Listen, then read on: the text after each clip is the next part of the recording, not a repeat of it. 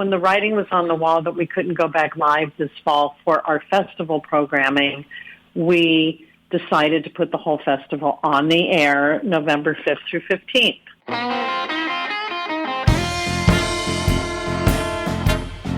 Welcome to St. Louis in Tune. I'm your host, Arnold Stricker, along with co-host Mark Langston.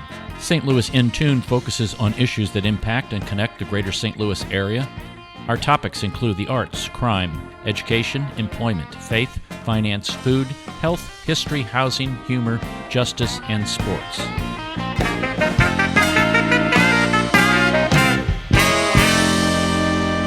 The Tennessee Williams Festival St. Louis was established back in 2016, and they have had some developments, and they've modified their program due to COVID-19.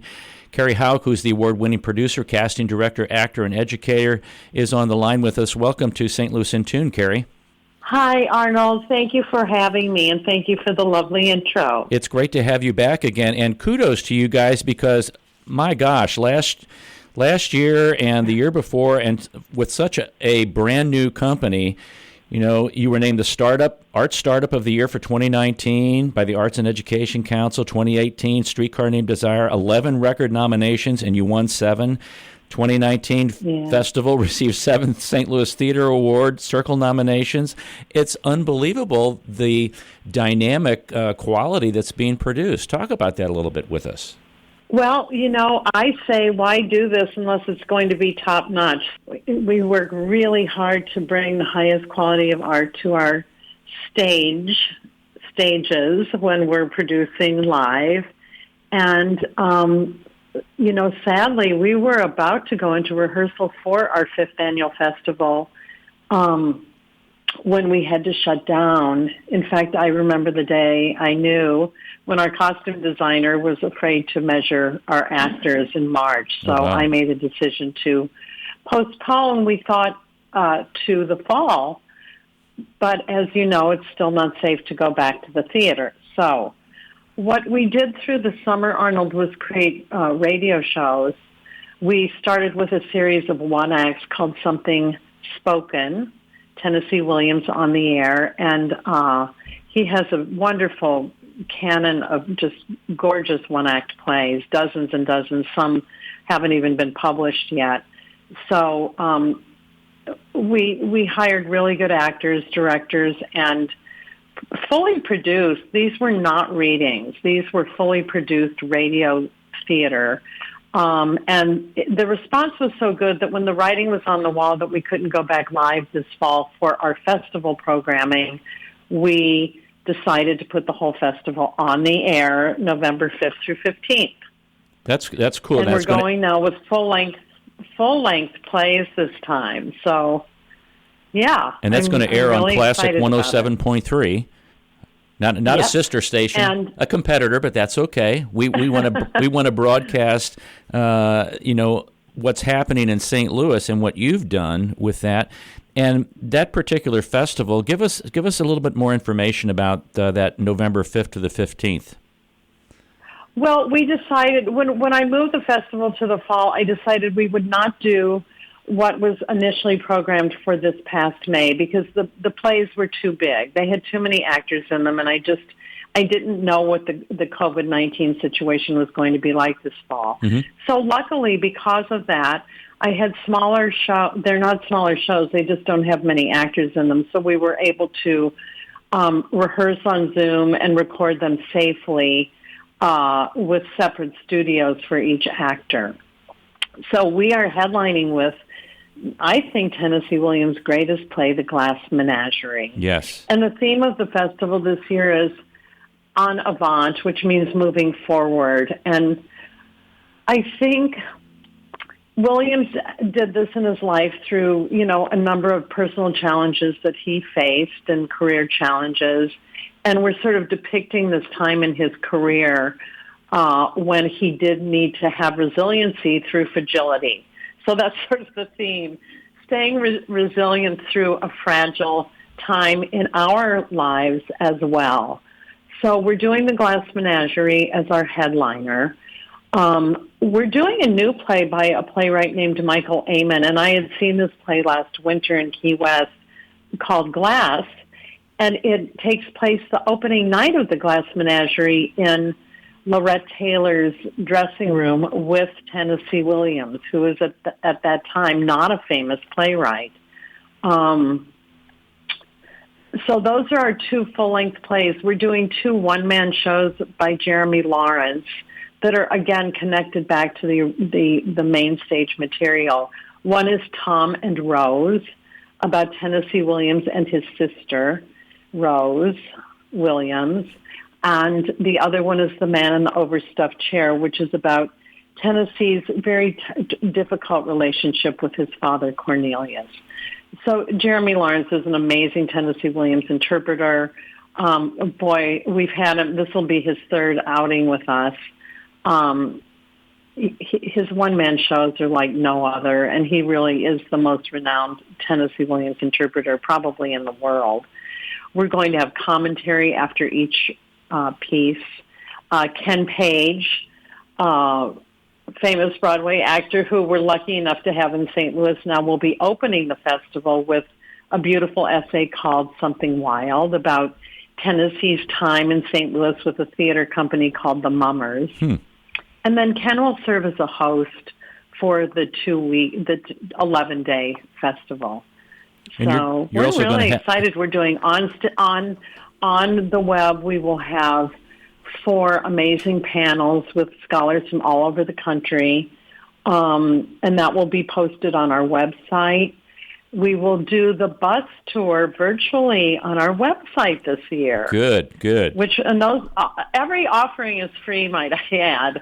This is totally free programming. The festival is sponsored by Emerson, generously sponsored by Emerson this year, and I think they respected the fact that we're moving forward through a time of fragility. Well, that really speaks, that really speaks well of how you have laid a foundation and really brought in some dynamic actors and chosen and selected the plays that you wanted to do, which really are hitting home, especially here in St. Louis because of that connection that he had with St. Louis. And the Glass was really fascinating to me because it's really a different spin on the Glass Menagerie from a whole different perspective. But I'm just really glad that you have scheduled this like this. Now, what was the challenge in doing a radio show essentially of these plays? Well, I'm going to tell you that I've really loved working in the medium. I spent some time on the radio as a young actor and did a lot of voiceover work as well. And I love acting through the voice. I will tell you, though, that the challenges have been this. Most of the actors that we've used, and boy, do we have an amazing lineup, and some of them were working with us this summer on the one-act series, and you have one of my favorites coming up after me today, Elizabeth Teeter. Yes. Who we were so lucky to get.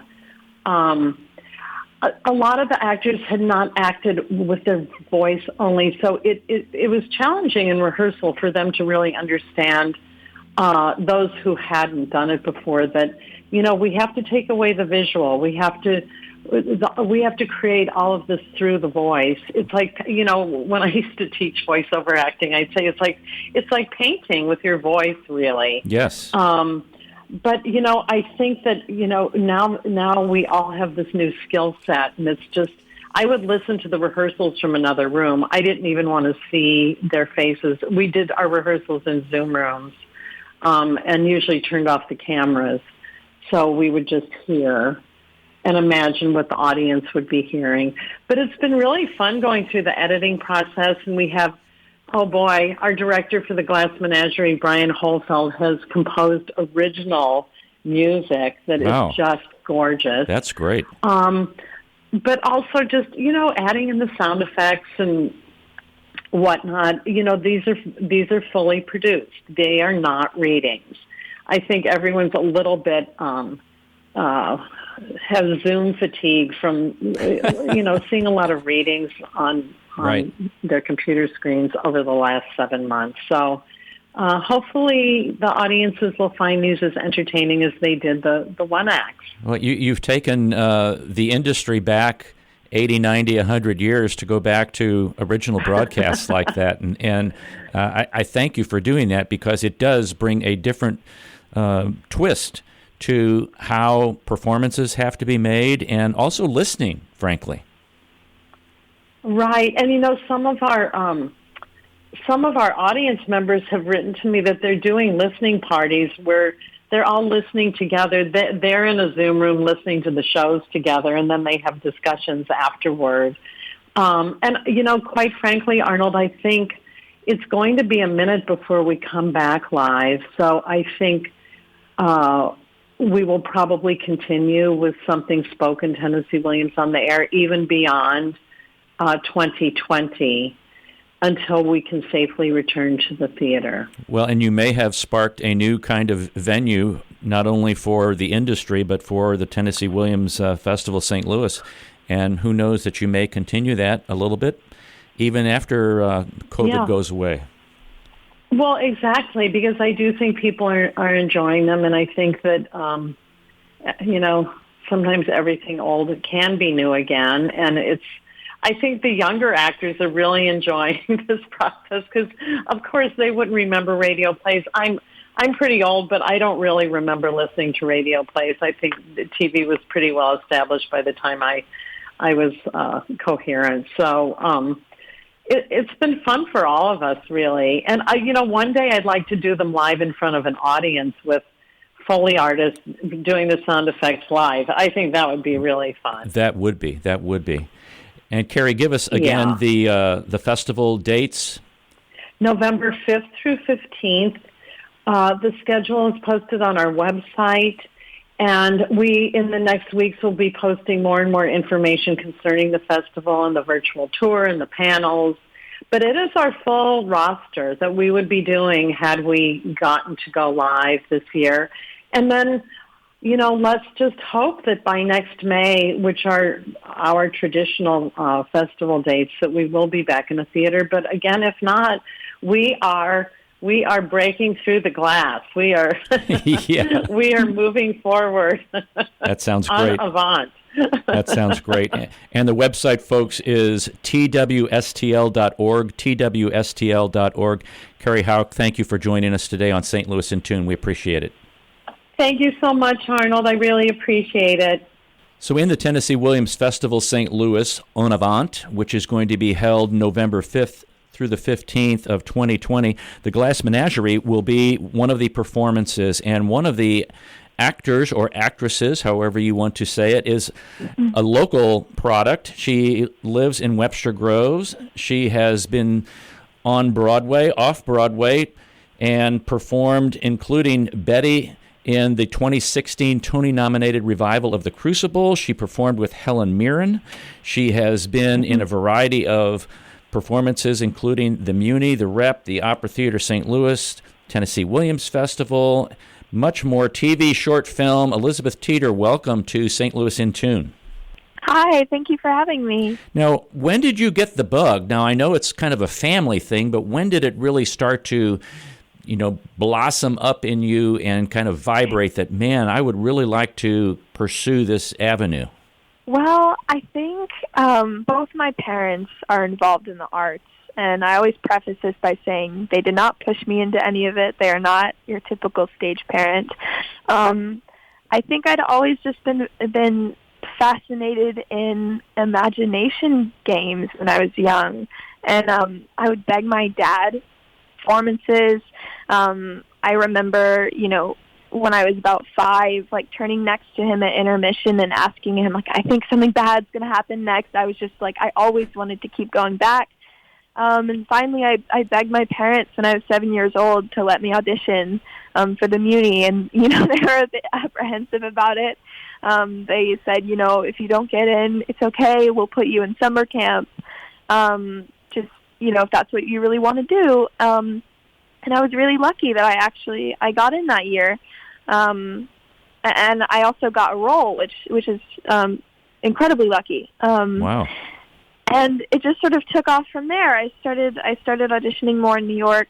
I got an agency in New York. And the rest is sort of history. I went to public school, so I had that normal school experience, which I'm really grateful for. And I'm super grateful for my family because they've kept me grounded in all of this, for not being stage parents, for having my siblings. I wasn't completely enwrapped in that crazy world, which I'm super grateful for. Because it has a life of its own, doesn't it? Yes, yeah, it does. Especially as a kid, it can be overwhelming and flashy. But I'm more of an introverted person and sort of stayed away from that. And my family definitely helped, and I think that's also really helped in where I am today and what I've been able to do. Now, what was that first role that you had at the Muni? I was in Meet Me in St. Louis, which is very fitting. I played Tootie, if anyone's familiar, the youngest daughter. And then I sort of went on to do various roles at the Muni, followed by the Rep. And then eventually I booked my first Broadway show, Mary Poppins, in New York, which was just one of the best years of my life because my whole family sort of picked up and we moved to New York for that year, which is just an experience in itself. We were all just exposed to the culture, and it's very different than here. I love both places, but that experience was one of like the turning points in my life that I look back on with such amazing memories on stage and off. Now, it would be a challenge to be able to, you correct me if I'm wrong, be able to not only act, but also sing, also dance. So do you do all three? And how did you get the technical capabilities? Obviously, both of your parents are involved in the arts, but did that involve dance lessons, voice lessons, et cetera, et cetera? Yeah. Excuse me. Well, dancing, I was trained in classical ballet since I was about 6 or 7. I actually trained at Coca for a while here in St. Louis, and I was sort of mostly training in ballet, which I am so thankful for because I feel like ballet is sort of a root of a lot of technical experience, and then once I started going to New York, I started taking at Steps on Broadway, which is a sort of well-known dance studio where I sort of branched out into other styles, and actually have been taking still online classes over the quarantine, which is great. But in terms of vocal technique, I've had various teachers.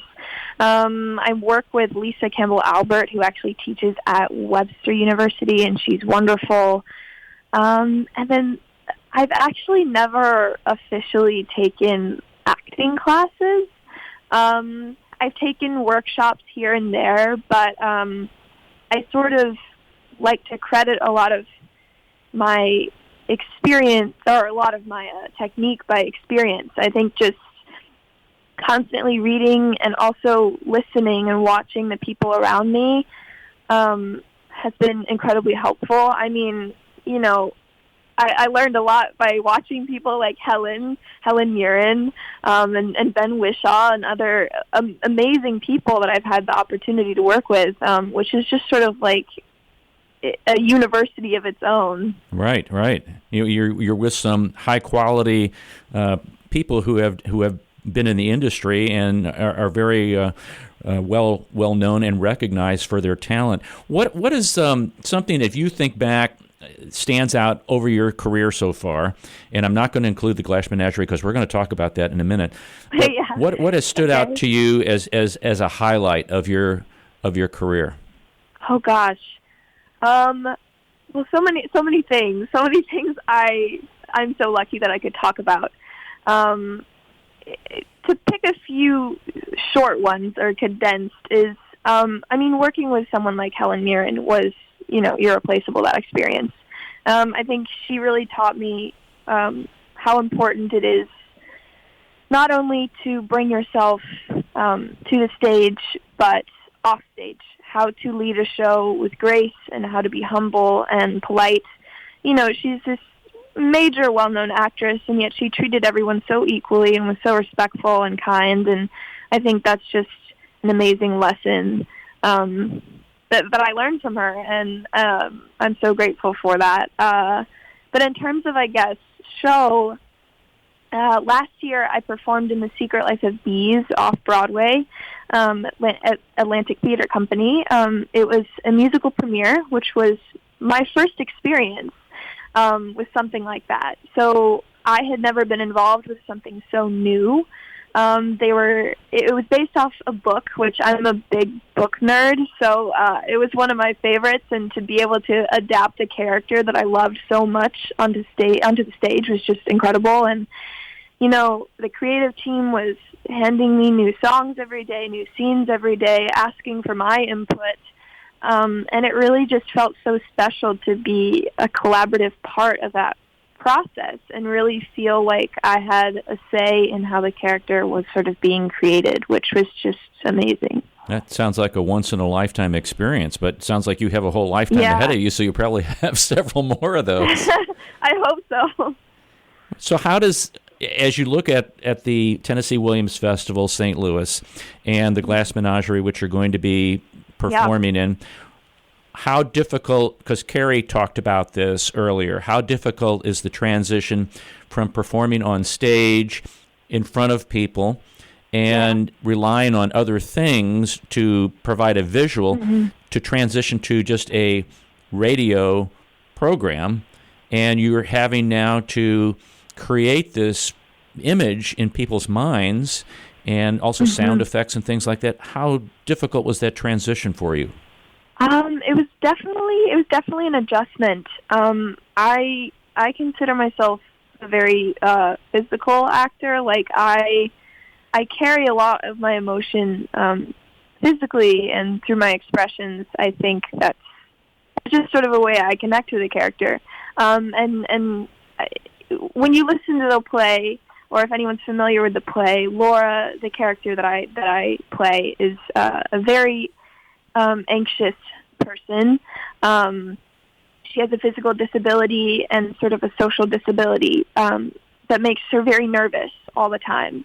And normally that's something that is a lot easier to convey physically on stage, especially when there are scenes where I don't say much, but Laura is present.